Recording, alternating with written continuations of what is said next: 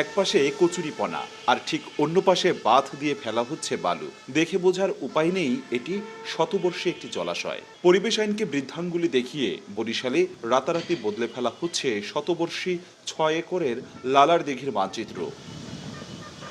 অভিযোগ উঠেছে আবাসন ব্যবসার প্রসারে দিঘির পশ্চিম পাশের প্রায় ৫০% জায়গা ভরাট করছে গৃহায়ণ কর্তৃপক্ষ।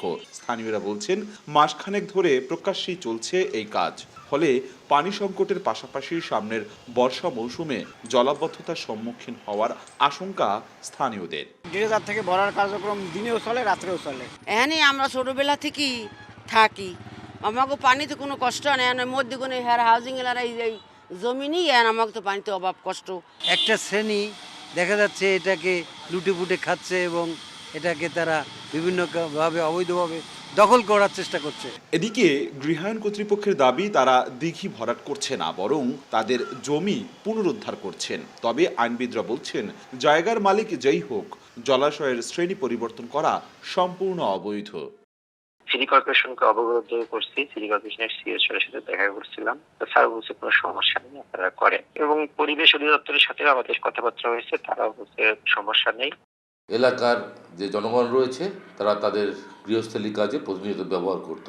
সুতরাং আমরা দেখতে পাচ্ছি যে একদিকে সাধারণ মানুষ এই সুবিধাতে বঞ্চিত হচ্ছে, অন্যদিকে পরিবেশ এবং প্রতিবেশ ধ্বংস হচ্ছে।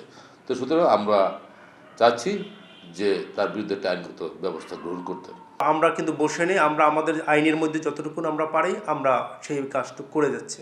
অবৈধভাবে বরিশালে রাতারাতি উধাও হচ্ছে একের পর এক পুকুর, জলাশয়। এর সঙ্গে মাঠ প্রশাসনের কতিপয় কর্মকর্তার যোগসাজশের অভিযোগ উঠলেও কথা বলতে রাজি হননি জেলার প্রশাসক।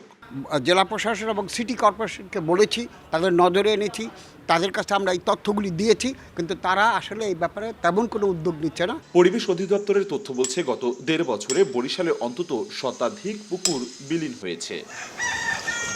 অপূর্ব অপু, সময় সংবাদ, বরিশাল।